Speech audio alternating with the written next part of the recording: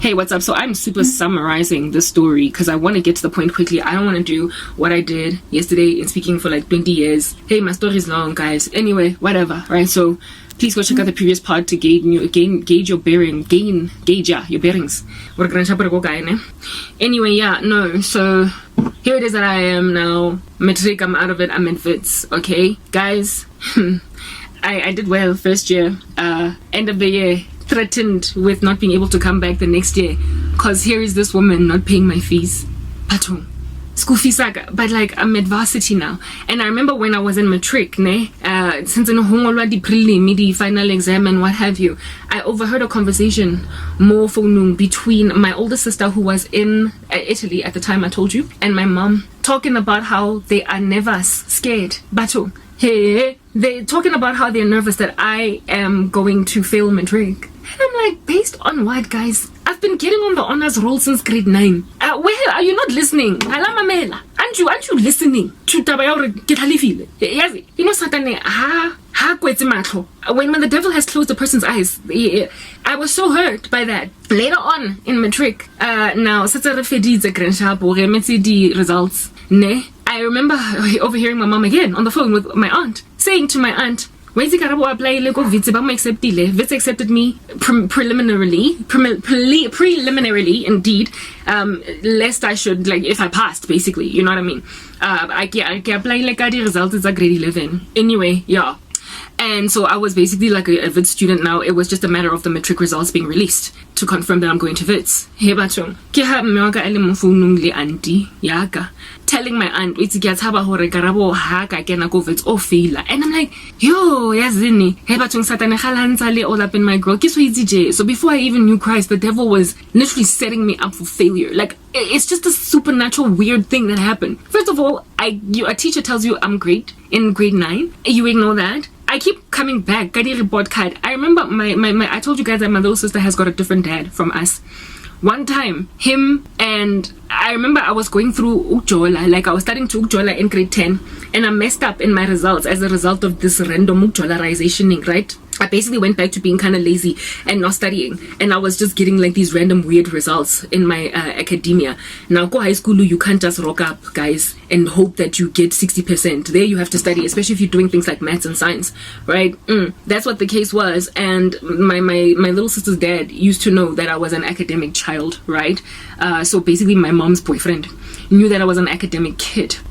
And I remember one time coming back home, got reported exciting sense, my 40% for maths and like 52 for science, like just weird results like that, right?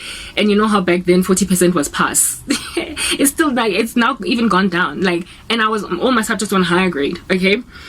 You would know what that means if you were born in my era. These days there's no higher grade, standard grade, there's pure maths and maths lit and whatnot. In my time, there was higher grade and standard grade. I was born in 1984, y'all know that. Anyway, cool. The dad, upon seeing my results, her dad, right? Actually, he was dating my mom. He came to me and was like, yo, I didn't expect him to do that because he wasn't my dad. You know what I mean? He was like, what's going on? What's happening? He had a sister, a much younger sister that was in my exact grade, that went to my exact school, right? He was much older though than her. So let's say her name was Kapara. Me and these names, Kapara. He had a much younger sister, Kapara, that was also in grade 10. 69. Same school. And the sister was nasokolanyana academically, right? And he was like, Rabo, the results is a kapada. Kin tota kapada. The kapada can no tlang ga the results and are you twanele when not feel. And I remember thinking, you are my mother's boyfriend and my little sister's dad. You don't really care that much about me as a person because I'm like not even a step kid because you're not married to my mom.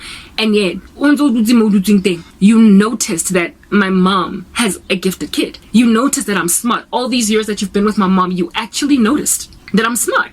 You know, I was surprised that, like, her dad knew that I was smart because of the way that my mom was just so blasé with me. When he saw my report card or my results, he was like, what's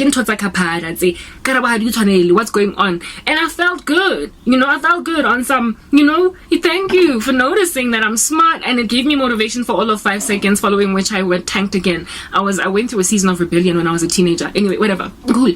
So that's now my little sister's dad, basically in front of my mom, telling me that, in front of my mother, telling me that you are getting off your railings, get your act together again because you're bigger than that.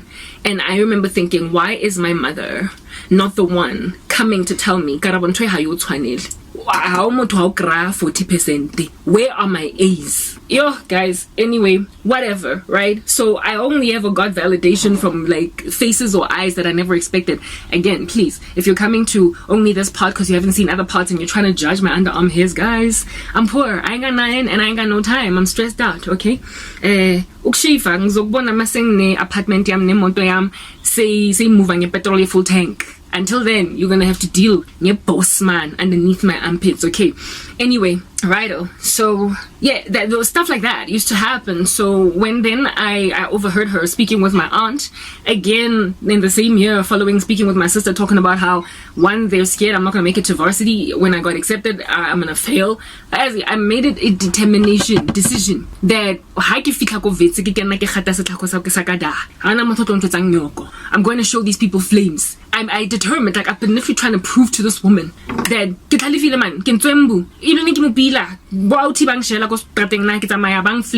I'm a beautiful daughter. I'm like, the type of 20,079.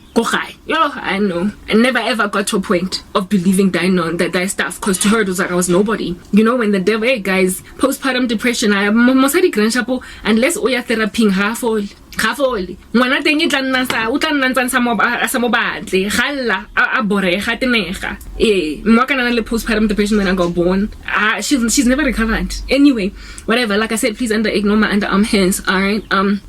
The sun is starting to set, as you can tell. Please, stay with me. Soon there shall be electricity restoration. Soon. Hey, maramosa Africa ka se tsebe ba ka re kumdo tumpele ya ka 12 hours. Jaka the other day ka satata bare ravazitse ka 12 hour yo yotle. Anyway, so when I got to Wits, as soon as I set foot as a student now, we are here, we have arrived. I pushed, guys, right? I was hurting and whatnot because, guys, my mom was just negligent. Sometimes, whatever. But despite it, I did really well in my first year, but she didn't pay my fees. She didn't pay my fees. Her paternity school fees, I was facing deregistration. They told me I can, of course, come back. First of all, no results, Karabo. You're not going to get results. And because I patala. And secondly, you're not going to come back the next year. So I was facing dropout status. School fees. And I was like, what do I need to do? I had shown her, I'm a pepawam essays that I wrote that where I got my first essay ever that I wrote at Wits was a Psych 1 essay.